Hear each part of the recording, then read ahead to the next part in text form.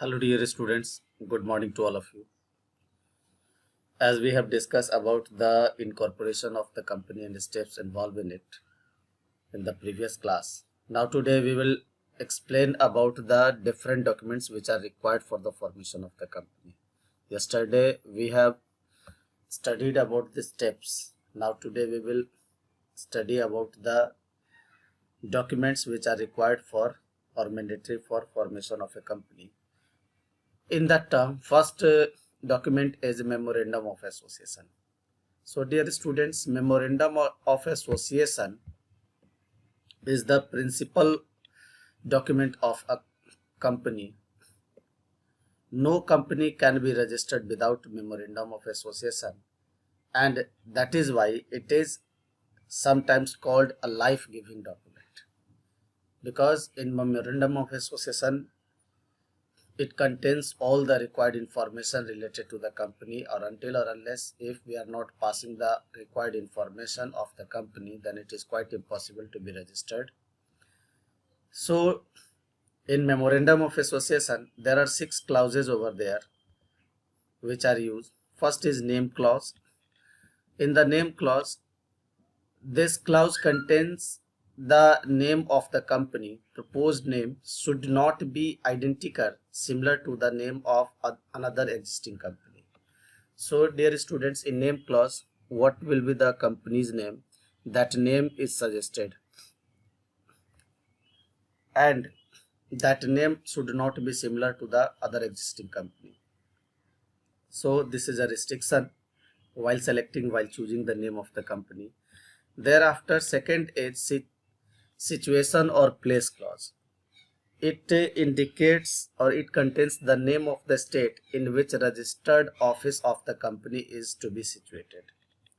It means where the company is going to be situated and where, in which state the company's registered office will be there.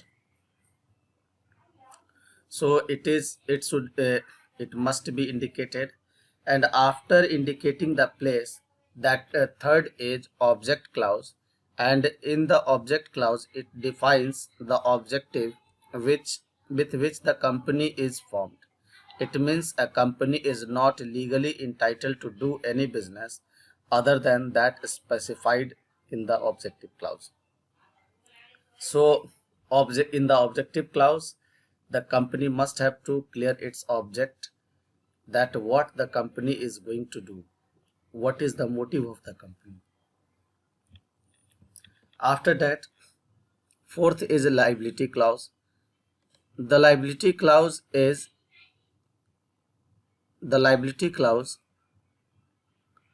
related to the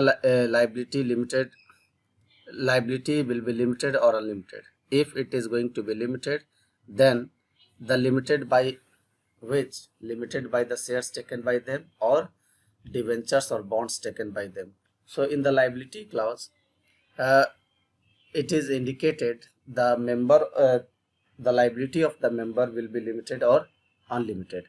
And after that, capital clause. In this capital clause, it is specified that the maximum capital which the company will be authorized to raise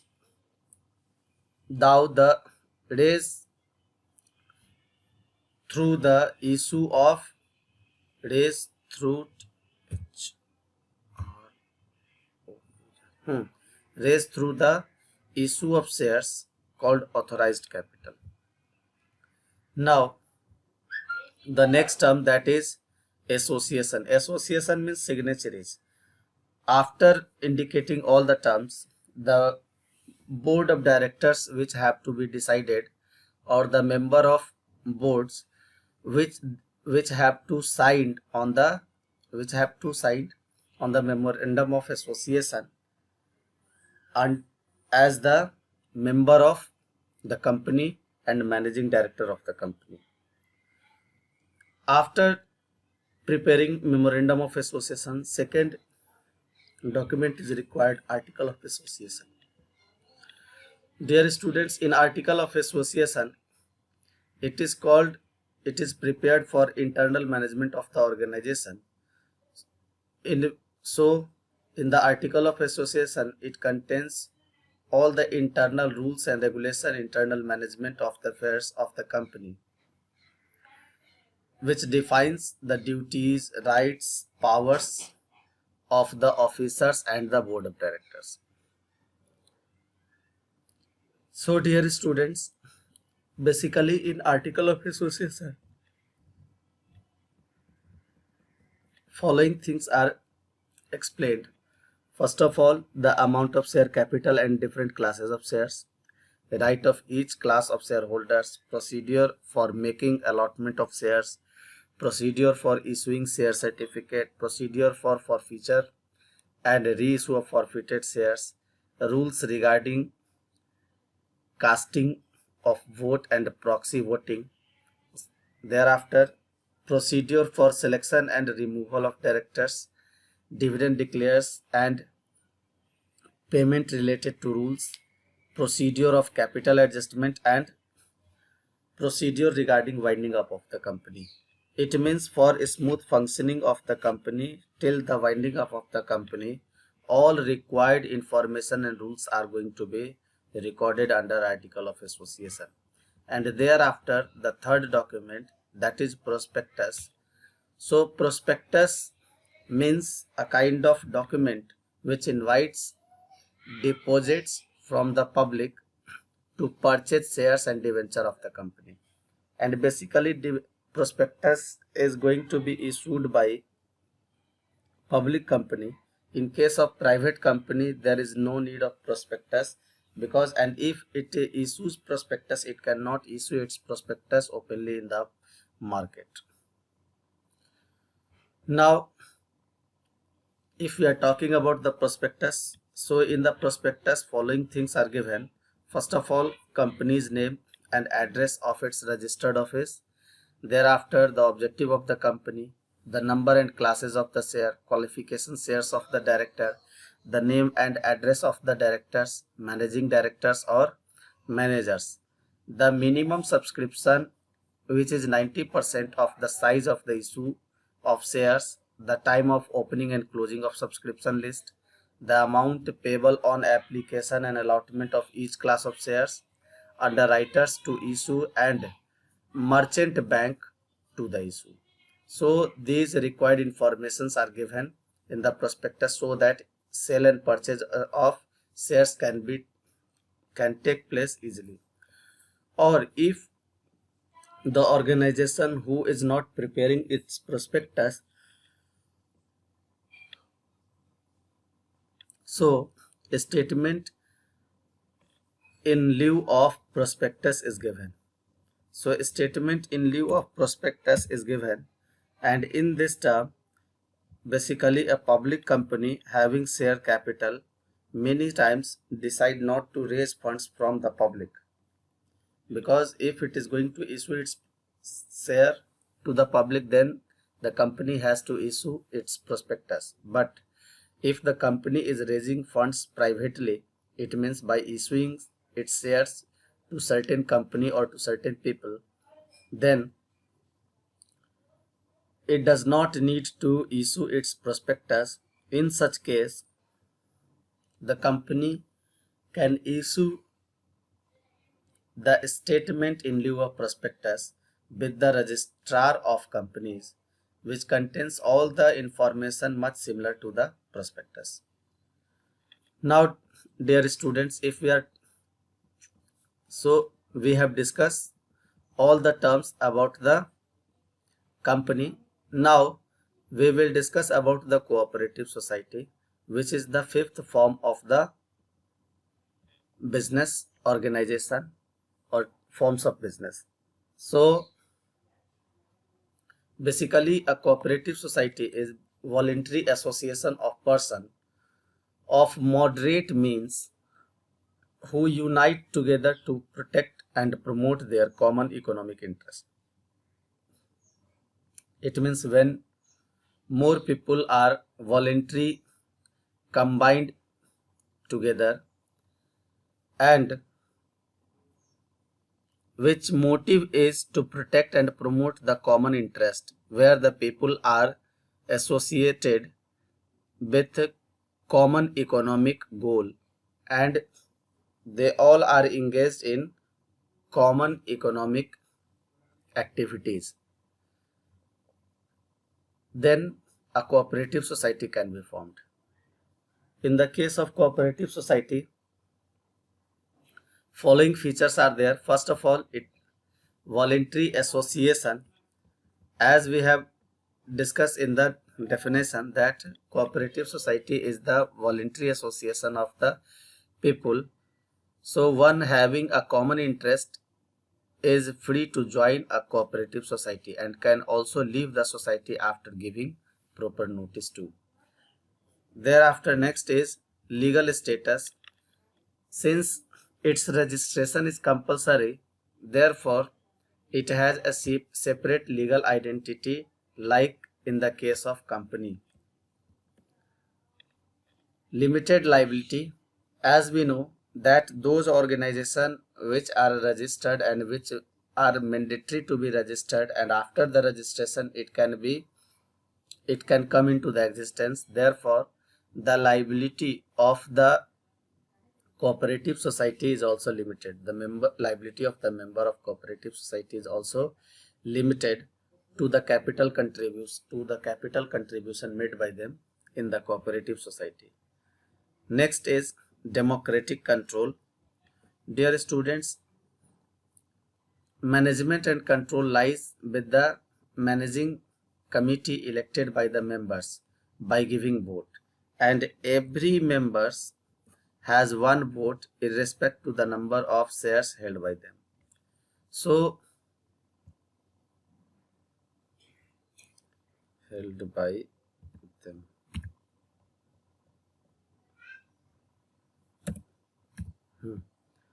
So basically in cooperative society, democratic control is there. Now,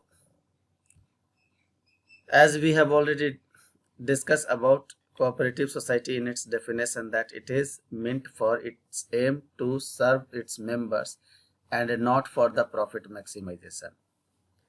Now, so motive is to provide the services to its members. Now next is bound by government's rules. They have to tied by the rule and regulation formed by the government for them. So dear students, each and every cooperative society is bound with the government rules and they cannot go beyond it. Next is distribution of surplus. So the profit is to be distributed on the basis of volume of business transacted by a member and not on the basis of the capital contribution.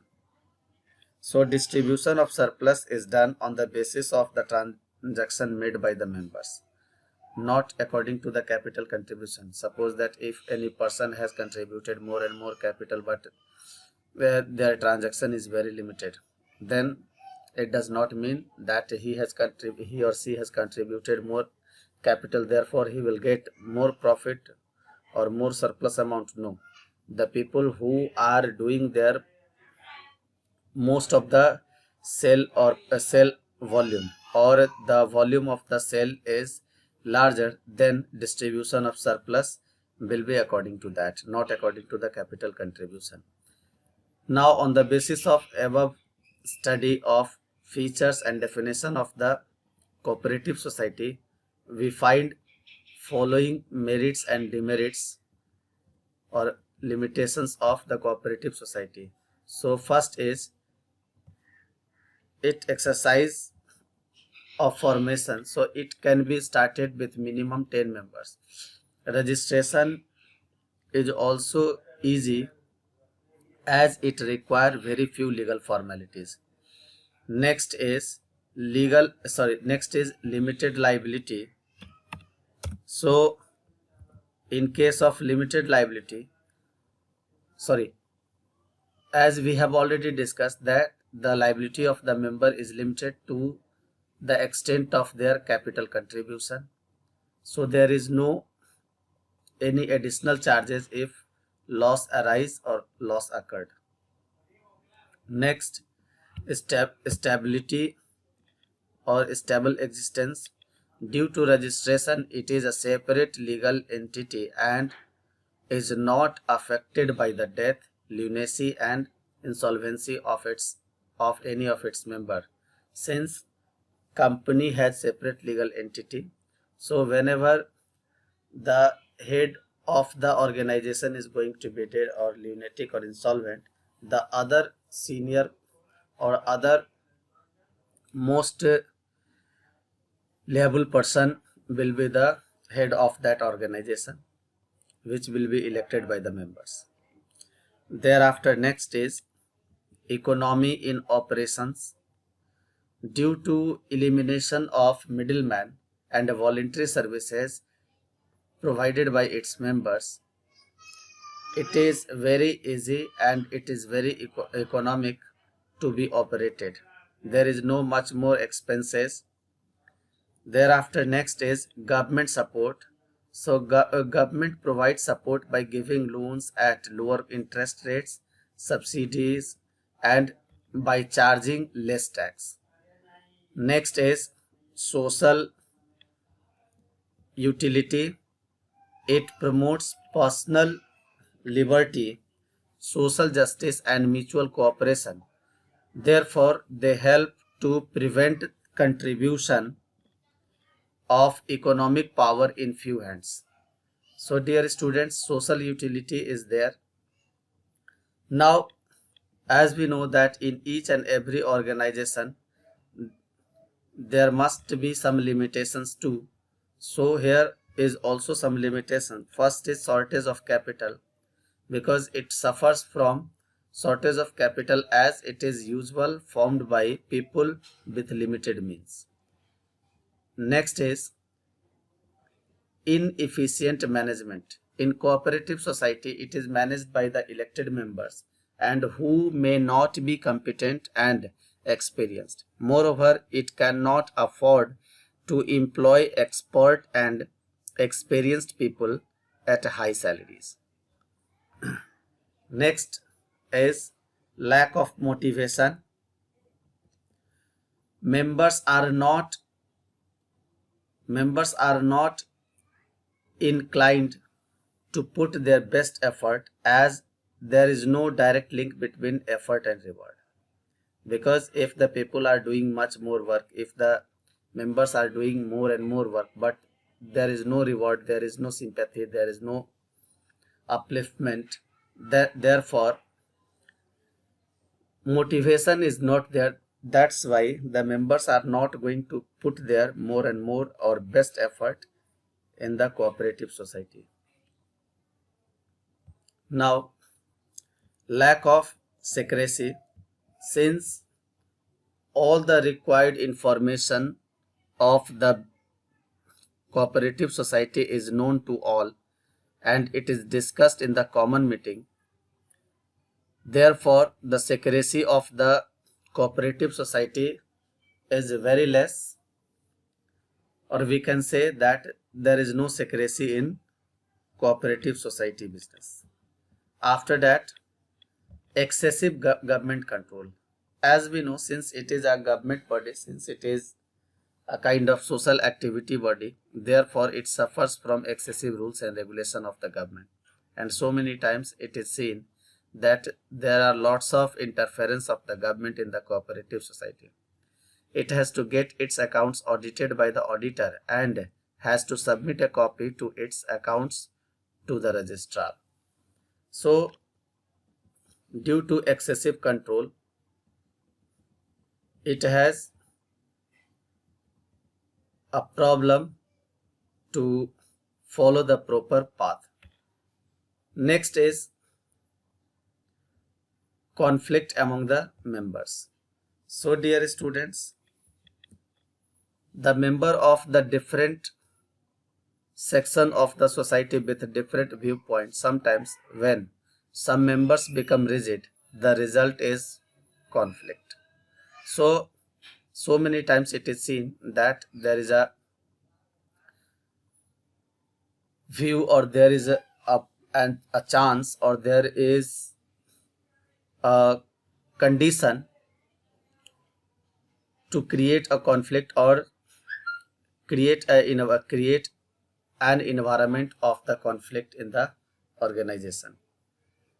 Now, if we are talking about the types of cooperative society, so the types of cooperative society has been formed or classified into 6 types. First is consumer cooperative society, which is formed by consumer for getting proper product and protecting the consumer from different producers. Next is producers cooperative society, which main aim is to help the producer who cannot easily collect various items of production and face some problems in the marketing. Thereafter, third is marketing cooperative society, which performs various marketing functions like transportation, warehousing, packing, grading, marketing, research, etc. So this cooperative society is formed for providing the auxiliaries to trade. Therefore, next is farmers cooperative society, which is created by the farmers association, which is aimed to fulfill the required tools and techniques at ease cost to the farmers with quality quality seeds, fertilizers, machineries, and solve the problem of the cultivation. Next is credit cooperative society, which helps or which is meant to protect the members from exploitation by money lenders, which helps to provide the loans to their members at easy terms and a reasonable low rate of interest. Now, the next type of cooperative society, that is housing society, which is aimed to provide houses to people with limited means or income at a reasonable price. So dear students, today we have discussed all the forms of business organization, and not today we have finished the forms of business organization chapter. Because we have discussed all the forms, today we have finished the last form of business organization, that is cooperative society. Thank you.